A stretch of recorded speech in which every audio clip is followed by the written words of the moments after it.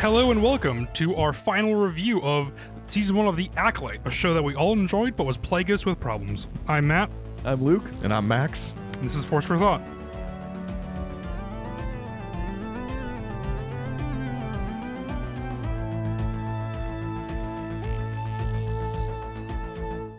Hello and welcome back. We just finished episode 8, the season finale of The Acolyte, and we're here to talk about it. Right off the rip, I'll go first. I loved it. How noble. 10 out of 10. What'd you guys think? We'll start with Matt. Yeah. Oh, thank you. I liked it a lot. Man, the show, there's a lot to dig into, and again, I want to just keep it overview, but there's a lot to like. There's a lot of questions. I think this episode was really great to look at. I'm not sure if it is an amazing conclusion to the whole show that we just watched. But I mean, I liked every step of the way of this episode specifically. Maxwell? I liked every single thing about this episode. My only complaints that I'm going to make are with what came before this episode. Yeah. But this episode by itself was awesome. I loved it. I thought it was great. But now that we've seen the whole picture, the season as a whole definitely has some glaring problems that I'm curious to see what it looks like when we do our rewatch, because I'm sure that I'm probably going to rewatch it in a giant binge and kind of watch it as like one cohesive picture, and instead of breaking it up over the last 7 weeks or so. But I have some notes in my head that I'm like, well, you didn't really talk about this or that, and I definitely had a big question about this. But everything that they did in this episode was awesome. Yep. I loved it. Those are my top thoughts. Yes. Yeah. Great. We'll get into it more. I loved it too. Let's go. Let's get into details. The episode starts with picking up right where we left off with episode 6, where Osha puts on the and 7. When you're correcting yourself. What? Yeah, we left off at episode 7. But it was a flashback. It was a flashback. Okay, all right. Yeah. I was just like, Osha put on the helmet in episode 6. Oh, and we yes, see her. you're right. Oh. Now we pick up right where we left off there. We very importantly did not pick up after episode 7 because I kept saying that there should be a third flashback, and I do stand by that, but we'll get there. We don't need to because she got sucked through the tunnel. We know. That's not the question that I had. She Luke Skywalkered it. She puts on the helmet and does the Mother Anastasia thing to Chimere, which was awesome. Yeah. I loved that. The whole world turned blue around him. And it's nice to see, that happens to Torben, and it's nice to be able to see that kind of reference back as well. And it's a creepy little, like, isolated mental space to be in. Like, visually and the way it's shot and edited, it looked super interesting. And then also narratively, it piqued my interest that Osha is the same person potentially as Mother Anastasia. We never got that explicitly answered, but we know there's something up with it. And I do think that this is a big clue that that's potentially like a clone or a Force duplicate. I wanted to say something besides clone, but a Force clone. Yeah, a clone has a lot of baggage in the Star Wars universe. universe. It does. I was going to say something similar to cloning, but with the Force. Yeah, separate but equal. Yeah, and then we see May escape. Pip helps her, which I had some questions about because Pip got factory reset. So what is his base programming? Just do whatever your holder wants you to do? Yeah, he's a latchkey robot, really. He's just kind of up to no good all the time. Just the first person to show him any sort of love and affection. He's just like, all right, you're my ride or die. Let's do this. Yeah, literally. Like golden retriever droid. Yeah. Oh, that makes me really happy. Just the first person he imprints on is like, all right, you're my guy. I do wish Pip was more prevalent through the whole show too, though, because he is kind of cool. I like seeing him. I thought he was surprisingly prevalent. Really? I could not see how they could make him more prevalent. I don't know. He kept having significant plot importance. But when you think of like yes, exactly, significant plot importance, but I don't think beyond that. Like when you think of like R2 or K2SO or something, you have like some sort of connection to him. But K2 is different because he's an actual character that can talk and interact with everyone. R2 and 3PO, I always am bothered. Well, I guess 3PO is also a character in that regard as well. But I'm always bothered by how much R2 and 3PO are in A New Hope particularly, but most of the movies that they're in, with the exception of The Rise of Skywalker, which does 3PO really well. And I think Empire does R2 very well. Most of the other movies, I am annoyed at how much they're in it. I know they're really iconic and everyone really loves them, and I'm in the minority here. But I think, in general, we could do less with R2 and 3PO, and I think the Acolyte did it better with Pip. How about BB-8? Where's your stance on BB-8 then? BB-8, I mean, yeah, he's great. Just you can't say anything about him. Yeah, I know. I'm trying to think. Generally pro. He's a plot device in the first movie, and then he's not really in episodes 8 or 9 that much that I can think of. Not as much as like R2 and 3PO, right? I think we're going to have to do a whole episode on the droids of Star Wars because I have a lot of thoughts right now that I don't want to get all the way into. But it is interesting because then you see the prequels and you see how important they are in the entire story, and then the fact that R2 doesn't get his memory wiped, and then you go back to the original trilogy and you're like, yeah, you're the main character, dude. Yeah. Fill Luke in on these gaps. But anyways. Also, he saves Finn. BB-8? BB-8, yeah, in Last Jedi. Anyway. BB-8 saves everyone. BB-8 is, yeah. Oh, and he drives the AT-ST? Yes. Anyway, we're getting off topic. Yeah, we are getting off topic. I'm loving the structure you're following broad strokes, with this, though, and I'm fucking thumbs it up. up for Pip, and we all agree? Yes, I was going to say I like Pip. I like how they used him as kind of like a different droid in the whole series as more of like a little handheld utility knife as opposed to an actual character, kind of like you're saying about K2SO and them. Mm-hmm. I like that. Basil, I liked everything we had with Basil, except when he pulled those wires out. Besides I did not when they were understand what the motivation was I think there. he goes Kind of back a to bitch being move. good. Yeah, I'm just confused about his allegiance. He's just like, if I can't communicate with Yord, fuck you. Like, I'm just so confused. Like, why did he do that? I'm sure he had his reasons, but yeah, he can't communicate. I'm sure, yes. That's a good thing an perfect. audience should be saying after watching someone sabotage somebody else. Like, I'm sure he's got his reasons. We can't understand him. I don't know what they want us to do. Yeah. I made the joke while we were watching it. Oh, he's just a wild card. And he kind of is. I would have loved it, just even some sort of like a moment before it's like, oh, he hates flying. He's just perchance on this ship or something. Nothing though. So he's just like, I gotta get the fuck down. No, I'm sure if we think about it more, it I probably don't think makes that's sense. true. If you think about it more, May had just escaped, and Soul was he going to break the ship chasing her? And Basil wanted to cool it down. Himself. I mean, break the ship in a more everything explodes kind of way than just I can't chase her anymore into this ice field that we know is dangerous and he's too big to go into. And he did seem like he was going into it anyway. Maybe Basil was saving Soul from himself, and Soul was getting too focused on capturing May for his own good. I mean, I think that is true, but that is a weird decision for Basil to make. A character who like just has no sort of but I agree. I mean, the motivation for Soul, the whole thing, the whole show, or all about the Acolyte is just Soul's has become overrun with this guilt. And go on, Luke. I'm loving the structure and I'm fucking it up. I'm sorry. Ray and court scene is next with the senator and Vernestra. Mm-hmm. That whole subplot, I like the idea of it, but it felt more like, and I've heard people say that they get annoyed that Star Wars fans want it to be like this and it shouldn't be. It felt like a Wikipedia entry where it's like, in this era, people are starting to grow distasteful of the Jedi and their how powerful they are. Like, there was not that much. There was no emotional impact on that storyline. There was very little story impact, to be honest, in the end, other than Vernestra covered it up. But I think by that point, all the characters that we care about had already been resolved, and this is just like a footnote for how the Senate and the Republic at large see it all, which is important to the era, but not important to this story. I think it's the main. It was just the setup, the Chekhov's gun, in the very literal, like non-literal sense, for the fact of that is the first point that so we could see the ending of her covering it up. That was just the first little nugget, because otherwise it would have made no sense for her to. We need to know that Saul, what his fate was, or what his not in meaning when he's dead, but like what his legacy, I guess, is as a Jedi.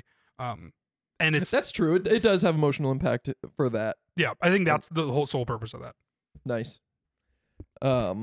Moving on, Osha and Chimere leave Brendok together, and Plagueis is there peeking on them. Yeah, I don't know how we said here we go. before. Let's get into it. Yeah, this is what we've been waiting for. That was 100% Plagueis. All we did not go through the credits. He didn't have a speaking role, so we don't like like with Kiadi Mundi, but we don't even know. In Legends, Plagueis was immune and looked exactly like that.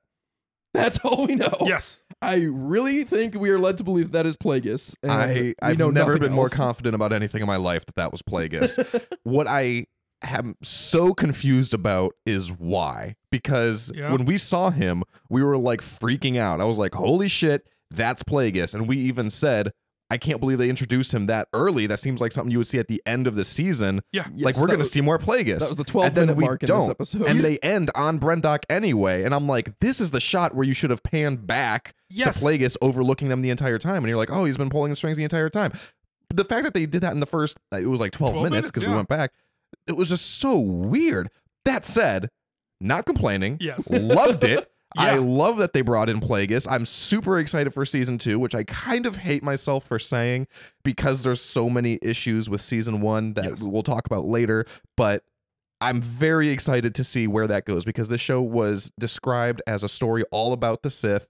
And other than the things having to do with Chimere, which were amazing, Chimere was really only a major character, or the Stranger, because Chimere was an alias, presumably. Yeah. I plan on calling him Chimere. Now that the show is, or season 1 is at least over, and we're not getting any more Chimere / the Stranger content, we need to agree as a fandom and as a community how we're going to refer to him for the next several years, if not forever. And I think we got to do Chimere. We can't just say the Stranger. Yeah, the subtitle still said the Stranger, but I think it's going to end up being like Baby Yoda. It's Baby Yoda. We understand that it was the child. No, Baby Yoda beat that. It's Grogu now. I never hear when it was people the call him child. Baby Yoda. I'll just say when it was the child. Yeah, it was never the child. No, it was immediately Baby Yoda. But it is actually very similar to that. Go in the direction of, I'm a little. It makes me a little concerned that they did it at 12 minutes because the implication of doing it at the very end, while rightfully so, Osha and Chimere are holding hands. If we pull back and Plagueis was watching them, does that imply then that he is going to have something bigger to do in season 2? Presumably he does, but I don't know if that's the story they're going to tell. Is that does Chimere even know that Plagueis is there? Like I just don't. I think so. Yeah. Yeah. Because we just have no implication that he does. So. I think it could go either way. I mean, we don't even know if Plagueis is a Sith master at this point. He could just be a guy that sees Chimere and is like, "Oh, what's this Sith stuff? Maybe I should start learning about it." He did have red eyes already. Do you think Chimere teaches Plagueis? I think it is equally possible. We don't know. All we know is that Plagueis exists and is on this planet. We don't know how old he is, what his current training status is. We don't know how long his lifespan is. That'd be hilarious. That'd be the equivalent. That'd be we know nothing of like driver's ed, and like Osha is like a teenager, and you have like the 6-year-old man, which is Plagueis, also in the same class. That'd be so weird. I feel like Plagueis needs to just be because we've known about him for so much longer. I agree, and just bringing in everything from Legends, which is not canon. Yes, and I understand. You're right. Like, because that's Legends isn't canon, the only things we know are what's specifically told to us. So basically, all we know is that presumably Plagueis was this person there. Yes. So yes, maybe he doesn't even know he's Force sensitive, or maybe he knows he's Force sensitive and he's looking for a master. Maybe he is the master above Chimere and he just never told us that. A million different things could be the case. My takeaway, I didn't even think about this. My takeaway was that is Chimere's master. It very well could be, and I don't think you're wrong for thinking that. But I also certainly think that's going to be a major plot point in season 2. Yes, it has to be. Yes. But I don't know if it's placed at the end. I'm also wondering, and this is kind of the problem with the show for me, is because I also hate like reading where it's like, this is the problem with the show. It's like, well, no, that's your problem with it. Maybe this is other people's concern as well. But I like a lot of the things that they are doing. I just don't know if I like the medium they're doing it at. Like, I'm like, I like seeing Plagueis. I like Chimere. I like those lightsaber battles in those close corridors. I like this Venestra Row High Council cover-up aspect of it. I just don't think I like everything I just said. Sounds great. Everything I just said, I think, if told correctly, could be one of the best Star Wars shows of all time. I just don't think they told it in the correct way. I'm excited for season 2 because they are free of the constraints of relying on this flashback. I think they can go forward now as a normal TV show, and I think that'll be a huge up for it. I think they can learn their lesson from what they, again, they have those beats, they have the story, they have the juice to do it. I just hope that in season 2 they can to really, really put on the gas and play up their strengths. The last thing I was going to say about the Plagueis is I wonder if, was he going to be a last minute thing? Like, is that something they filmed separately? Because, I mean, no other characters are around or anything. Do you think that could have been a thing where, like, we could slot it in here? Yeah, like, maybe. Because then you have the Yoda thing, so then it's like, do you double it? Did Plagueis then Yoda? Or do you just, like, okay. Because part of me is like, okay, maybe if they're like, maybe Plagueis will work, maybe he won't. They're just, like, waiting on the decisions, and so they just CGI'd something and put him in the middle. I don't think they would have to Plagueis, though. I think... We talk about Star Wars sticking to their guns all the time. Yeah. I am going to be furious if nothing ever comes of Plagueis. If we get an entire season 2 and they're just like, never mind, we'll just kind of scrap that. I think just say there's a big discussion. They're filming the Acolyte. Leslie Headland's idea is to introduce Plagueis. Just say Dave Filoni is like, he's working through everything kind of like right on this bird's eye view scale, and he's wondering if it's gonna work, and then they get the green light, and then they're okay, let's add Plagueis in now in this moment. That's what I mean. Is like they could very well have done that. That probably would have been a long discussion. That's what I at mean. Lucasfilm. So that makes sense. How many times have we like? For those of you who don't know, Max and I have been writing our own fan. I don't want to say like. I mean, it's our own Star Wars show, but I mean, obviously, just between the two of us, we've been doing it for years. But how many times have we, over the overarching villain, did we think about changing, and how little did that really affect everything else? It's just the main villain, the overarching villain. We could have swapped in for multiple different people if we needed to. Right. That's all I'm saying. So, in this level, we could do that. On that level, I'm sure they could definitely. It's the whole thing is giving the same energy as that behind the scenes interview I've seen of Dave Filoni talking about bringing back Darth Maul and how George Lucas just said, "Oh, what if Darth Maul comes back?" And Dave Filoni's like, "Well, he got sliced in half and thrown down that reactor chamber." And George is like, "Yeah, figure it out. Maybe he came back." Like, I almost feel like George Lucas showed up to set one day and was like, "Hey, what if Plagueis is back there?" And everyone was like, "You have no idea the implications that would come if we just added that." And George Lucas just shrugged and like, "Yeah, maybe you will anyway." Maybe you will. Yeah. And then George Lucas went and read Reddit comments and jerked off in the bathroom. What? Because he just gets off on. I thought you were going to say the behind the scenes for The Rise of Skywalker when it seems like they're on set filming, and like in the middle of filming, J.J. Abrams is like holding the knife and he's basically saying like, "I just got to figure out like how this dagger fits into the plot," or something like that. Yeah, that was disconcerting hearing when you know what I'm talking about. Yes, because we watched it together. We're like, oh, they're like, "You guys are filming right now. You don't know how that's going to work out. You're 6 scenes away from that." Yeah. What were you gonna say? I think you said something about like the structure, or no, the medium or whatever that they're doing this in. Because I think you said it really well. I love every single thing that they're doing. I think some of the things that they're doing, they're just kind of doing it poorly. Yeah. Like high level overview, like a lot of the writing was not great. Some of the acting wasn't great. I say some because unfortunately I think the acting issues were mostly one actor, but writing really did not help with a lot of it. And then there was just like random things, I guess it's considered writing as well, that were just brought up that were never really addressed. Kind of like when Torben kills himself and he tells May that he was waiting for her, or he's been waiting for her. And it's like, well, how did you know that she was alive? Because presumably, I don't know, to go back, the whole thing with the structure and the format is, to me, it was all off. I think the Plagueis reveal was supposed to be the end of episode 7.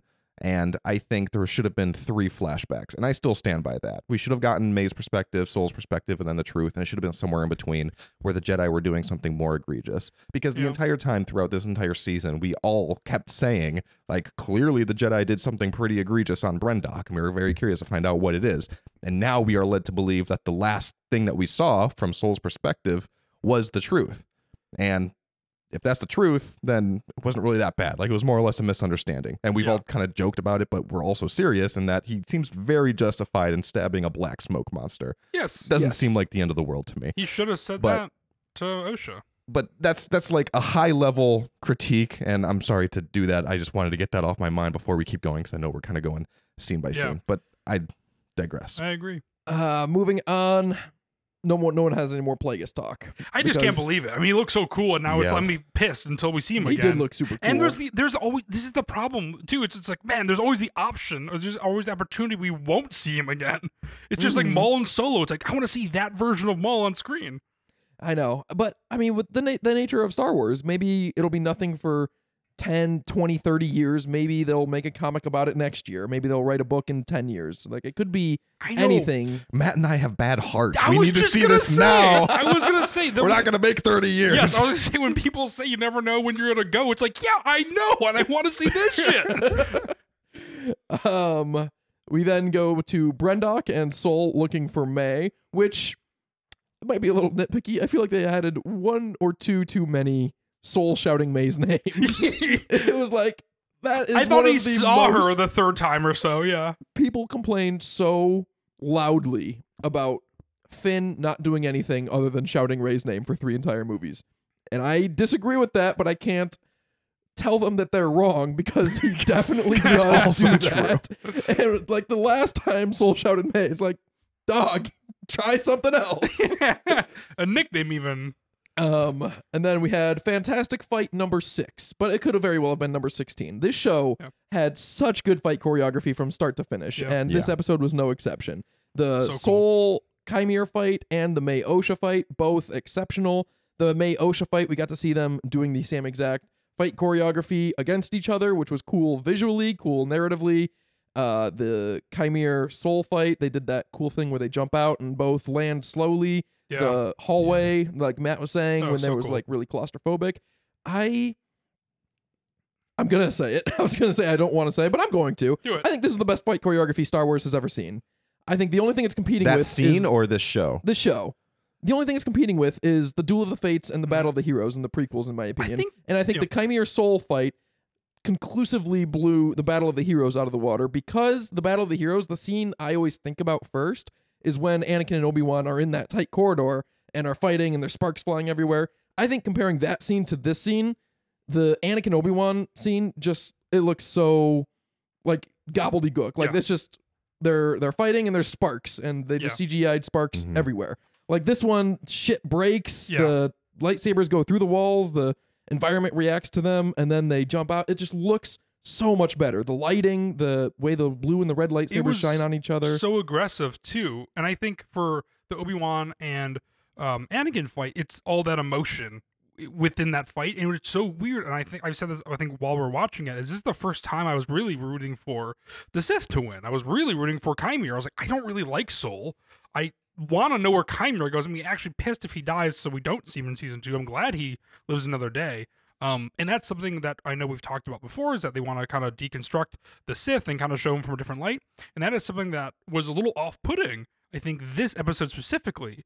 And it was seeing everyone, like, at the very end when Osha goes with Chimere, it's very almost weirdly off-putting that you're seeing these very human decisions in contrast to what I think they went too far in with the sequel trilogy with Hux, who is just a character, right? He's just a over-the-top stereotype of a villain. And I think this is humanizing the villains in the Sith in a very odd and uncomfortable way, in weirdly, just because they are very human. They just have a different perspective. We are going on, myself included, I don't mean to insult you, but we're going on some wild tangents, and I think Armitage Hux kind of caught a stray bullet there that I would like to discuss in detail, but we'll save that for another episode. I'm so interested. I agree 100% with that comment about Hux. What? He's just with you. Me. Oh, he's just a rote stereotype of a villain until they don't want him to be anymore. Specifically in Rise of Skywalker. Yeah. We digress. This is good. We're running out of content now at the end of the real quick, I want to jump on what you said, though, because I absolutely agree with the choreography of this show. I definitely think this is the best live action. You have to distinguish that. Live action lightsaber choreography that we've ever seen. It's not even the same ballpark, live action and animated. And animated, no, exactly. That's why you gotta say it. People give it a lot of, well, because people were comparing the Clone Wars to Ahsoka, and I kept saying that. I was like, you cannot compare those two things. Like, animation is a stylization. You're not going to get Ahsoka doing these 300 barrel rolls in the middle of the air before landing and like deflecting 100 bolts at the same time. Like, this is live action. Like, you have to understand things just don't look like that. Soul did do a triple kick. I love Dave Filoni. Obviously, everyone does. But whoever worked on the choreography on this show needs to also do it for Ahsoka. Because they need to do it for all Star Wars. I agree. So it was fantastic. What is the secret sauce here? Is it just more time, more effort? Did they just find the most talented person by happenstance here at this stage in Star Wars? Or did they put a lot more money into it? Like, what do they have to do to keep producing fight scenes of this quality? Those characters, I think it's just their aggression. I think it's Chimere. I think it's just like the you think it's like a story thing? They wanted it to be better? We haven't really seen a whole lot, though, to be fair. What do you mean? Live action lightsaber battles? We haven't seen a whole lot? No, I mean, we got the sequel trilogy, Max, right? We had a whole episode about it, and we listed like 15 between us. Outside of Ahsoka. I mean, like in the Disney era. Okay, we have the sequel. We have the sequel era, and we have Ahsoka. But even like when you're looking at Kenobi had a lot. Kenobi was good. Mandalorian had a good amount. The Darksaber and Luke Skywalker and Ahsoka. No, I wouldn't consider that. That wasn't lightsaber on lightsaber. Yeah, it was still cool though. It was a little different, but it was still fight choreography, and that. I mean, a lot of the fight choreography in this show wasn't lightsaber on lightsaber. A shocking amount of it was hand to hand, and it was all awesome. When you're thinking of a Kylo Ren, you're thinking of how he's almost like Gladiator-esque, right? Where he's just like he has these really brute force strength swings. But you look at Chimere, like we talked about, he is secretly buff, right? And he's just like swinging like crazy. That's true. There is a story is, element there that in the sequels, Rey is untrained and Kylo is all aggression. Yes, and now in this era, we can see Jedi and Sith at their peak. Exactly. And I think that's when like Soul is fighting him almost verbatim, because I also think he does have that weird aggression too, and they're very quick and he's very trained. So I feel like it fit the story in this, which is why it was so good. Cannot say enough good things about the fight choreography. Yeah, I loved it. And then Osha force chokes Soul. How did none of us see that? That was so cool. It is unbelievable that Soul, who was probably besides Gymir, is my favorite character in the show, and he dies, and I'm not thinking at all about Soul dying. It is 100% an Osha moment. They played that perfectly. And he says that it's okay. It's like, oh man, what a... It's like, I fucked up. I got goosebumps with you just saying that. I mean, I don't know how none of us... I think it's because maybe, actually, the fact that they were like, no, the Sith aren't around still, potentially, or whatever. Maybe that's why it threw us off. But it's like, yeah, why would it not be a force choke if that is a Sith power? To kill a Jedi without a weapon? Yes, it's like, yeah, well, fucking duh, that's what that would be. What did he mean when he said it's okay? Walk me through that a little bit. I think it's because he knows he fucked up. He hid this thing from Osha all her life. He saved her, and so it's like, yeah, he knows he deserves to get God. And if anything, he knows that he deserves self-punishment, I guess, if you're looking through, everybody basically, kind of dying. I think having Soul be like, it's okay. He's finally accepting his fate and not running from it anymore. Like Torben. So he's just saying that to himself, though, or is he saying that to Osha? Because it seems like to Osha, he's basically saying like, yeah, it's okay, you can kill me, don't have any regrets. But it's like, I think she's clearly turning to the dark side right now. Yeah, doesn't seem like something that's very okay. Like, that's true, but I think the entire time, again, you have Torben, who clearly comes to terms with what they did on Brendok by taking the brash vow. I don't exactly. Again, I know with Carrie-Anne Moss, I don't know why, and Dara, don't know why I always forget her name on the spot. And Kilnaka banishes himself, so all these people have sort of come to terms with this. While Saul's acting still, like Luke said a couple of weeks ago, that everything is hunky-dory dandy. I think finally he no longer can run. He has to face that he's lied to this girl for all these years.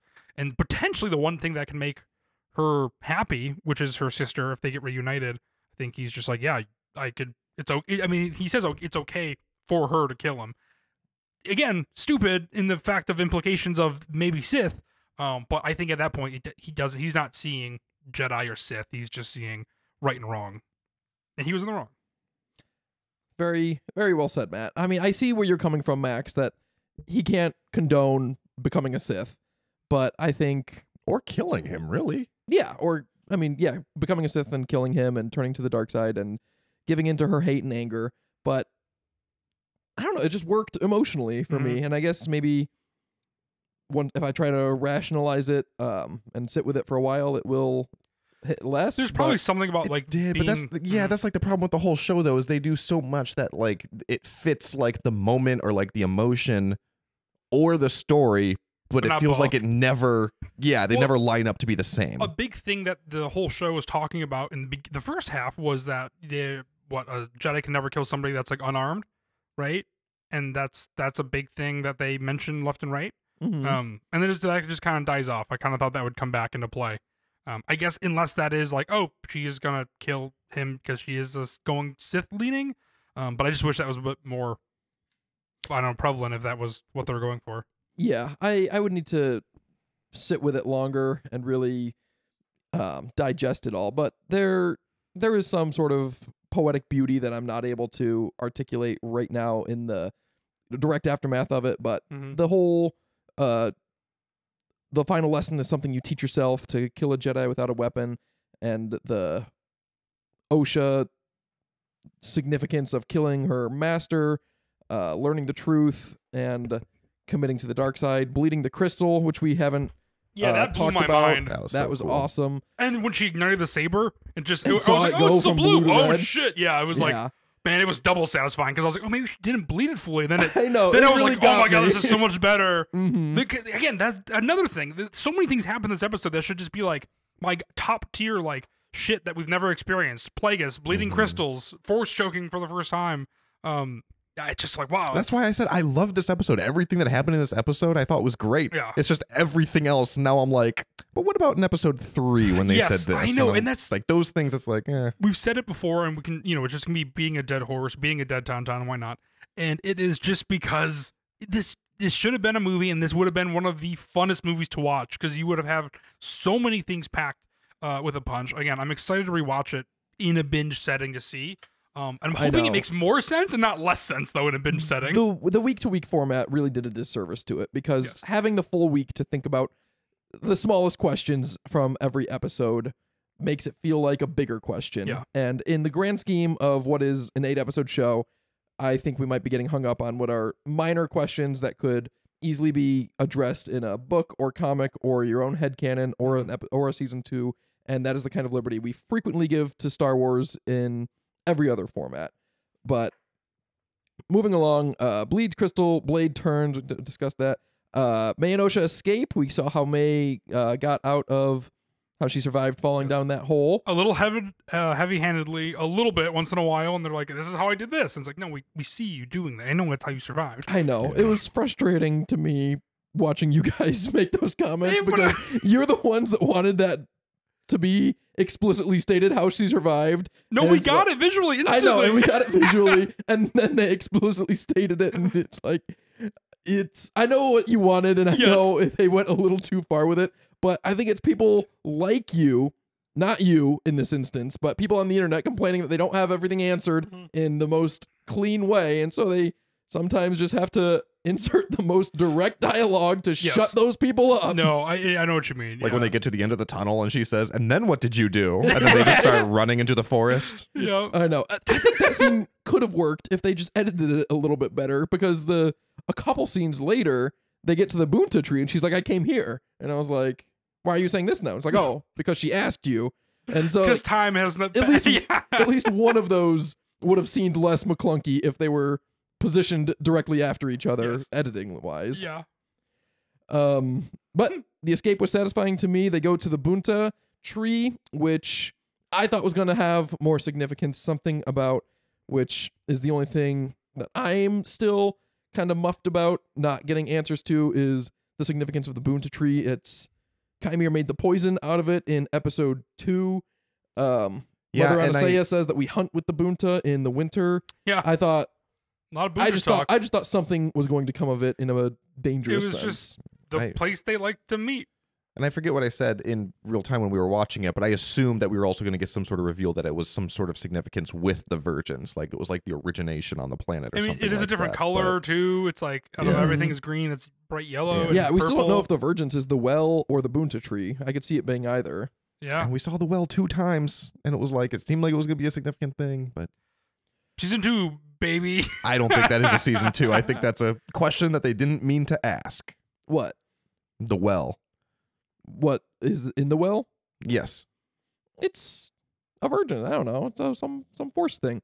There's nothing. I think the people who wrote this entire show are looking at the internet right now and they're scratching their heads going, oh, they want to know what's inside that well? I don't know. Like, we didn't really think about that. Like, that's what I mean by, like, I think the show introduced a lot of those types of things where people were like, oh, what did you mean by that? And it's just like, well, we didn't really mean anything by that. But here's the other stuff that's going on. Within a fandom of Star Wars, when you know everything's going to be nitpicked, people dress like ice cream makers, from the 70s. And it's a whole universe, which is what people like about Star Wars. So it's like when you like tease one small thing, everything piques your interest, Yeah. I mean, Clone Wars was name dropped in Star Wars A New Hope, and then 40 years later we finally got to see it. Yep. 30. So R.I.P. to all the people that passed between that time and didn't get to experience that, by the way. That's what I'm afraid we're gonna be, That's Matthew. what I'm saying.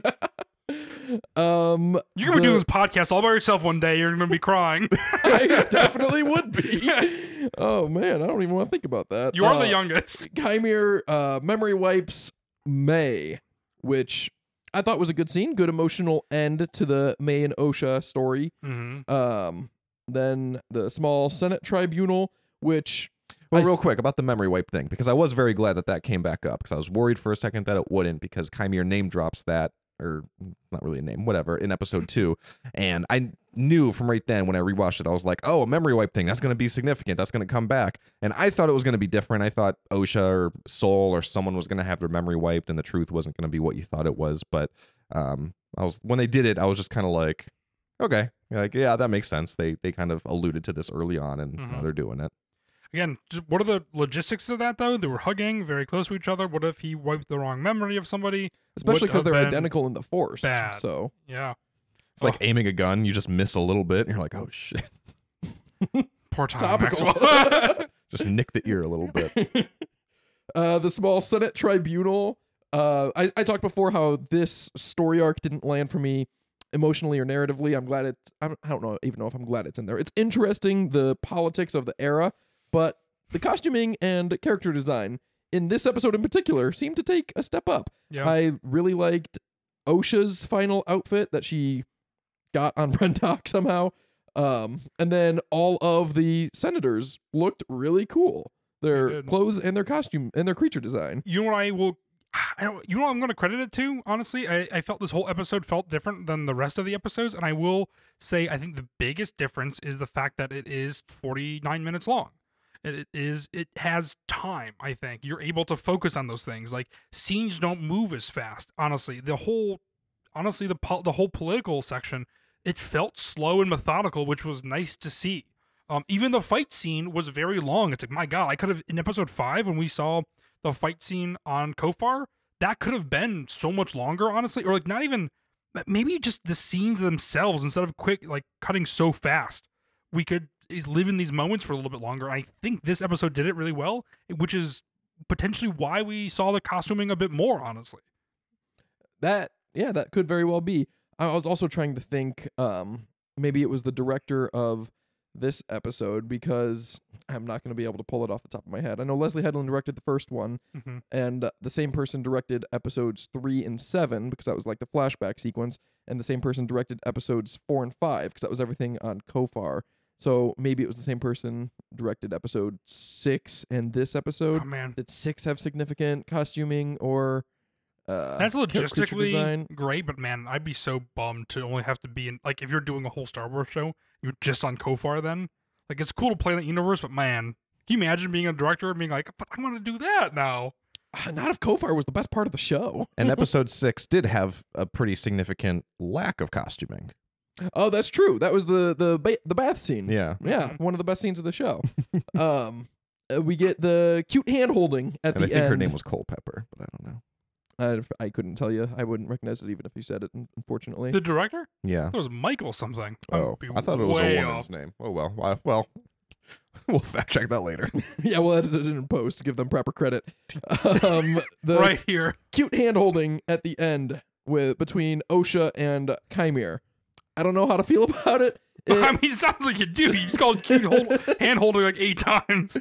Because that's what it was. It's the most apt description of it. Confused by it. It was you compared it to like Rey and Kylo at the end of The Rise of Skywalker, or when they kiss. For me, it was giving Finn and Rose. Either way, well, I like the Finn and Rose one a bit more. But for me, it was giving the same. The Rey and BB-8, they're not exactly holding hands, obviously, but at the end of The Rise of Skywalker, they just walk out to have that final shot of them in the sunset. It's like this scene was so obviously just crafted to be the final shot. Like, yeah, I don't get the narrative, like why these characters are standing in this manner right now. Because it's like in Force Awakens when they're walking away. Yeah, I get out of universe why it looks cool, but in universe, it's like, why are you guys standing here holding hands watching the sunset? That does not look like a good day one of Sith apprentice training. We were joking about it. I said it's because Osha was still holding. Man, you could have stuck that sucker. I know. Fuck. Yeah. Fix it in editing. Cut that. Yeah. We were joking at the time. I said it was because Osha was still holding the lightsaber, and Chimere just kind of walked over, and he just wanted to, give himself a little assurance. He was like, I'm going to keep that lightsaber close to me. I don't want you going rogue. Maybe the last time he and Vanestra watched a sunset together, he didn't hold her hand, and she sliced his back. Fool me once. Oh, we didn't really talk about that. Although there's been a lot of suspicions of that on the internet ever since we saw the scars on Chimere's back that'll look like scars from a whip. And clearly, at this one, that was presumably what happened because she does call him his apprentice. Yeah, I think that's all but confirmed. And so she knows there's something out there this entire time and just doesn't say anything then, right? Yeah. Keanu Moody must be a fucking idiot, I think, is the basis of all this. I think people are giving him way too much credit. Like, his line in Phantom Menace is like, have you ever enjoyed Keanu Moody? I know maybe I'm biased now, and especially reading the Living Force review to come soon, I'm just like, man, he's just an idiot. No, or are you complaining about the Keanu Moody line in general, or no? are you just... I'm complaining that people were too much credit in Keanu Moody. Okay. Maybe he's just ignorant to the fact of Yeah, anything. I think that's definitely true because a lot of people point out, like, at the time, like, listen, the whole point of Keanu Moody's line in the Phantom Menace was to be wrong. Like, his existence was to be wrong. We knew in that movie that wrong. the Sith were around. Yes, like the factual accuracy of that statement was always incorrect. All this show had to do was not contradict Keanu Moody's understanding of that statement. He still had to believe it to be true. Yeah. Which obviously he still does here because they believe that Soul went rogue and Vernestra covered it up. And I assume multiple more instances are going to happen between then and Phantom Menace. Yeah. And so there's I think he's an idiot. Canonically, there's no issues with it. They did a good job. They covered it up, so everyone can stop complaining about that. Yep. And anyone who says, oh, but the Sith were supposed to be extinct for a millennia, no, they at no point ever were, and you completely misunderstood that entire line in The Phantom Menace. He is a millionaire living in the slums, just ignoring the problems around him, is the best way I can describe it. My last note to get through it is Yoda. There was a small Yoda tease. Yeah. Which I could have done without. I could have done without, too. I have no strong feelings for it. The Keanu Moody stuff was more exciting because we've never seen Keanu Moody in any other IP. I mean, any other stories besides the sequel trilogy, the prequel trilogy, and I don't know. We all kind of were like, yeah, Yoda. It's like it's cool to see him in Last Jedi and stuff, but it's like I don't know. Don't compare it to the Last Jedi. When we saw Yoda, I mean, again, it made sense. It made more sense actually there. I mean, it has to make sense here because he's still alive, but yeah, it makes sense. But in The Last Jedi, he was a character and had significant importance to the story. In this, even I'm not saying I'm not a Yoda fan, but even the most diehard Yoda fan watching this series and then getting that, we can call it a reward at the end or whatever, it's not like a tease for more to come or what happens. It's just like, oh, cool. I want to see the behind the scenes of that shot because I imagine that they didn't even finish the face and it just has like a... It's got to be the same. Like an animatronic face, but with no you know what's gonna skin say on it. Is that because so canonically Yoda's what, around 900 years old, right? When he dies, right? Yeah, so this is like 150 years before he dies, so around 750. Okay, so 750, right? So he's been alive for 750 years. So you're saying for 200 years he has the same hairstyle? Yeah. Because so the way that makes me think that he is the same puppet they presumably from Last Jedi or so. Because he looks, from what we saw from that one shot. I didn't analyze it, but I guarantee it's the same puppet. Yeah, he looks old as hell for sure, and I wouldn't be surprised if they used the same puppet for if he had long purposes. hair. Oh man, I remember that's one of my few complaints with the High Republic is that they brought in Yoda and they still had him be a billion years old and the Grand Master of the Jedi Council. Like show him to us younger and with any sort of different personality. Yeah. And then they even did Phase 2 of the High Republic and went 200 years before even that when he's 500 years old and he's still old as hell and the exact same character for all intents and purposes. If you're putting it in human years, he dies just say when he's like 85, so he's like 60 something and during this era. So it's not out of the realm of possibility that he could have wrinkly hair or whatever, old gray fading hair, and he's got some pep in his step still.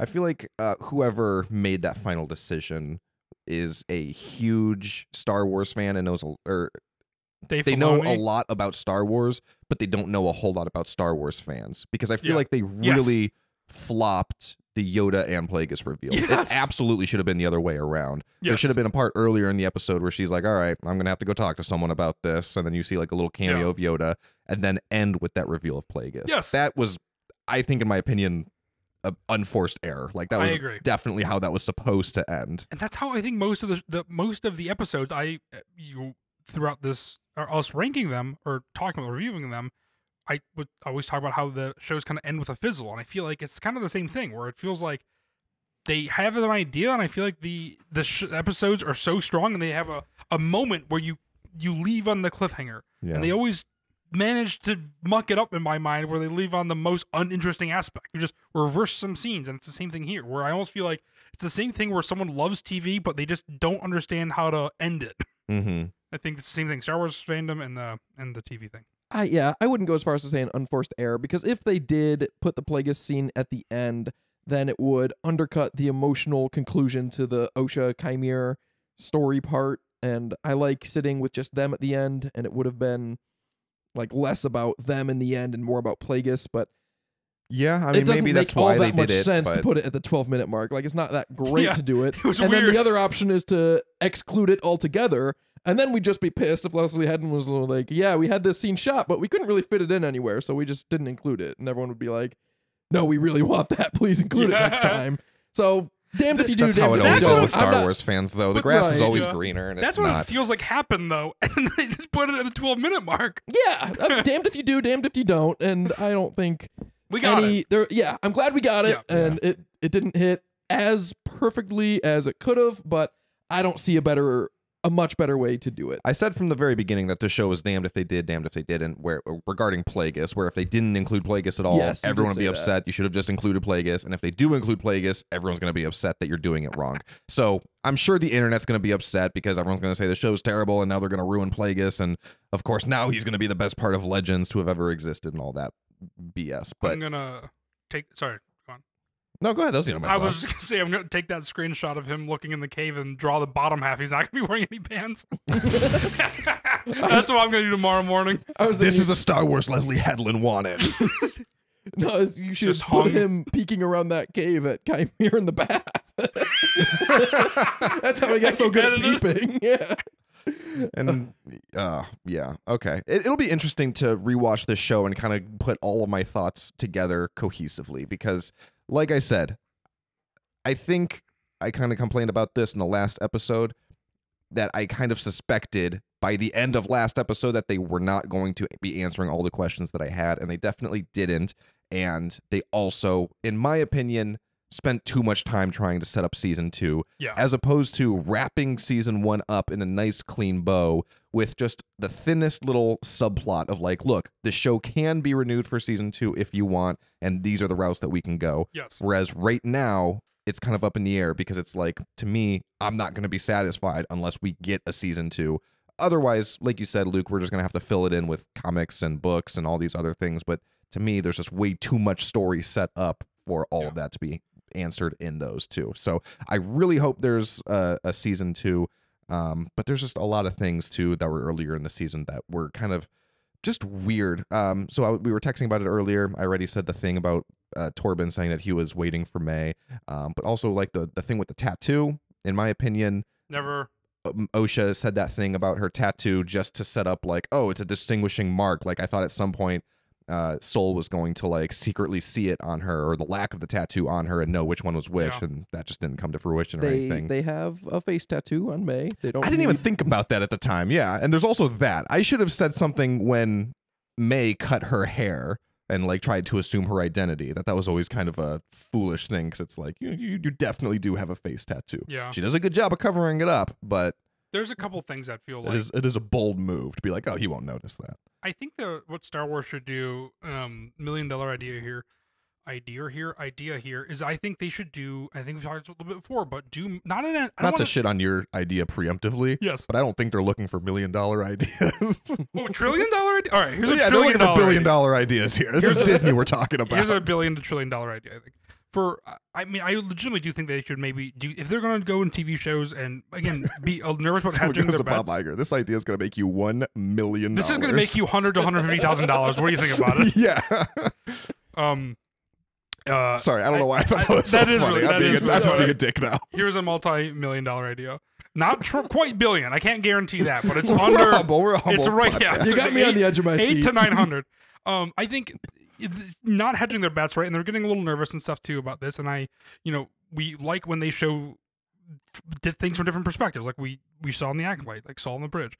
But I think they have the opportunity to create a show, where it's like the subheading is the Acolyte. Just say it's like Star Wars blank the Acolyte. And I think they'll have the opportunity then to just say season 2, instead of focusing on Osha and May, if they weren't hits, they could be sub characters in another show and just say like, oh, okay, now we're going to focus on the good guys. And the main protagonists are going to be Chimere and Osha. So we're going to get them as a B storyline. But the main overarching storyline can be these new Jedi, just say, for example, we can still kind of shoehorn in, not shoehorn in, sounds bad, but like Vanessa Rowe and the political stuff. And I think that way you're guaranteed to see progress at some point. And if they're like, okay, OSHA and May didn't really make a huge splash, we can at least subvert them. Jar Jar Binks kind of, right? But in a more respectful way than just kind of throwing him off. And again, it's one of those things where same thing with Solo. It's like we're stuck with a lot of things that we want to see resolved, and it's just like we're never going to do that. That's why I think we always talk about how they could have done a, thematically connected trilogy of like the second movie isn't Solo 2, but the story continues with Kira and Crimson Dawn and whatever. So I feel like thematically you can continue to do those things instead of creating new shows or something. And so I don't know. They're doing these connected universes. I just think it'd be an interesting idea. Again, not $1 billion, but a couple hundred million. I mean, Star Wars. I agree 100% with that because Star Wars right now is basically a giant anthology series. Right, I mean, you have Star Wars is as in a bird's eye view. The whole franchise. I agree that they should just lean into that a little bit more with things like the Acolyte. Yeah. And it's easy to say this now in hindsight too, because clearly season 2 is going to keep following OSHA and May, who were kind of the least interesting parts of season 1, and Amanda's performance was also the I'm weakest. all on board for OSHA in season 2 now. I'm excited to see where she goes. Yeah, because now she's dark side, and that's what we want to see. She looks super cool. They knew what they wanted to Star Wars knew what fans wanted, which was a story about the Sith and about the dark side, and we got that a little bit. And now I think we're going to get it a lot more in season 2. But again, give that to us in season 1 and wrap that up. And then you can keep going as like an anthology where it's like, okay, Acolyte season 2. Now we can follow, let's say everyone died in season 1. Now we can follow Plagueis and kind of follow like that lineage and how it gets to Palpatine. Something like that. Yeah, exactly. I think, again, leaning more into it I think is key. Because right now, again, you just have these random things. Like they did a perfect job with Boba Fett, honestly, in Mandalorian. And then they gave him his own show and they kind of deterred it. I think they were like, because if that was just a subplot in Mandalorian, it would have been a little better. Again, it's like, okay, now thematically just do the same thing with Bo-Katan. You're kind of building things, and you're able to layer things off. And like, if Mandalorian isn't in, just say season 3 of Mando as much, because it's more on Boba Fett. That's okay. I think doing things like that. And then, maybe again, I just want some sort of Game of Thrones type style TV show, and you're following multiple characters. And I think we started this podcast around Mandalorian season 3. Is that when we started? That was this? one of our first episodes. Yeah. Because a lot of people were complaining, like, they're starting to like write off Din Djarin, and it's just going to follow Bo-Katan. And I feel like our reaction was like, honestly, I'm okay with that. Yeah. Like, I feel like Din Djarin ended his story, and Bo-Katan has a lot of good story ahead of her. So like that kind of seems like the next logical route to go. So yeah. Anyway. All right. Yeah. I guess we're at the point of thoughts on the season as a whole. I loved it. I think it's going to benefit greatly from being on streaming in its entirety now that you can binge it all the way through. I think watching it week to week was a disservice. A lot of the questions that we were asking ended up being not that complicated of a question, and like when you spend a week thinking about it, you can find the most obvious answer, and it was usually that most obvious answer, which I don't think is a bad thing for a show. But when you spend a week online thinking about and theorizing and you're always right, it's a little bit less satisfying to keep being correct in that regard. Well, and it matters how you promote it too, because Leslie Headland even said, and she made a big deal about how once you think you finally know what's going on, you really don't. So you really expect some sort of major twist by the very end, like, oh, nothing was as it seemed. And I was kind of hoping for something like that, but it didn't happen. I agree with what you said. Everything was just kind of like, okay, it was more or less exactly what you thought the entire time. We guessed the switch, I think, in the premiere.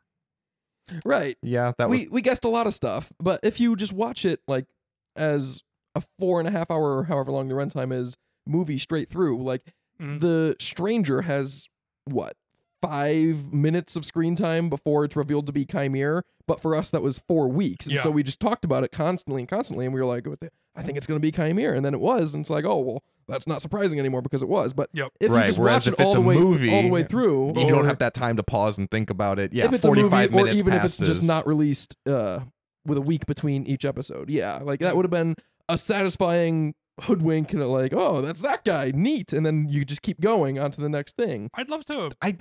It's very nuanced, but I disagree with you about the week-to-week schedule. I think the week-to-week schedule is fine because that's how TV shows should work. the problem is with this show. The problem is this isn't a show. Stranger Things worked should so have been well a movie. with that. I mean, Stranger Things did a binge and then a binge, but like that Or was something one of the, like that. Yeah, honestly, those one of the bulk best month of episodes. my life is just waiting and theorizing. Like I love one of the best. Yeah. Just like, oh man, it was amazing. It was a great time. Because like I have no problems with the week-to-week release of Mandalorian, so long as there's a little more substance within the individual episodes. Thrones, Breaking Or- Bad, Yeah. Or Andor, obviously. I Andor think much better. they do it topical. well as well. Yeah, there are definitely shows that make it work.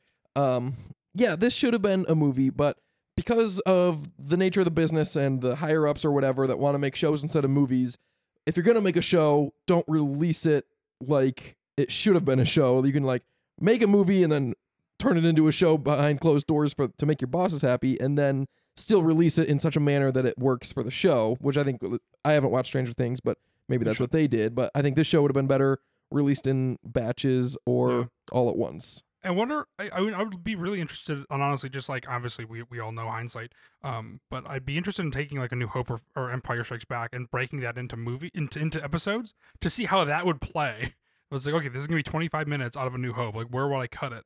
To be like, this is episode 1, and I wonder like if you just were given that information for the first 28 minutes, 30 minutes, what would you theorize about was gonna happen next? That is super interesting. I mean. Maybe I'll do that. That sounds like a fun episode. We should. I don't know. I would like to talk about that more, but again, I have. Okay, I'll do it. Well, that's another episode. Okay. We'll do it. All right. Final thoughts on. We'll probably at least revisit the Acolyte season 1 year later next year because we've been doing that with other shows. Should we? Yeah, with the exception of Ahsoka, I guess, because the Acolyte was coming out. So we'll do Ahsoka first. Look out for that, and then next year come back for our full review of season 1 as a whole. But episode 8 is what we're officially discussing here. So what'd you guys think about it now that we've discussed it at length? I still loved it. Some of the best fight scenes in Star Wars, followed closely by the other fight scenes in this same show. So, Matt? Yeah, I mean, I liked episode 8 a lot. The show as a whole, I'm excited to rewatch. In general, just to see what we think about it in one go. I'd love to revisit it maybe a little sooner as well. But ultimately, yeah, episode 8 was great. I'm excited to watch it to see how it fits into the bigger piece. Again, in more of a binge setting. Nothing new here. Yeah, Max. Yeah, I agree. I have a lot of thoughts running through my head, and I don't think I'm going to be able to formulate them until I go through and give it that. Yeah, we got to due process that it does. You got to sit with this one. Does anyone have any force for thought? I think someone in a teal shirt does. I do. I have some force for thought. I was watching The Force Awakens the other night, and it was the beginning because I fell asleep. And Rey's introduction. It's a great introduction. It hard cuts from like Finn's introduction when he has that moment with Captain Phasma, and then he puts his helmet back on. He's heavy breathing, and then it cuts to Rey in her helmet of sorts. She's got the mask, the goggles, and the sand wrappings around her, and it's a really cool moment. But in universe, why is she using the goggles inside the Star Destroyer for scavenging when they appear to be sunglasses for all intents and purposes? And then she gets outside and takes them off, which is to drink water. That's fine. You gotta stay hydrated. But then she doesn't put them back on. And presumably that's why she would have been wearing them in the first place. Because I was just about to defend it to say, well, she probably descended into the Star Destroyer from outside.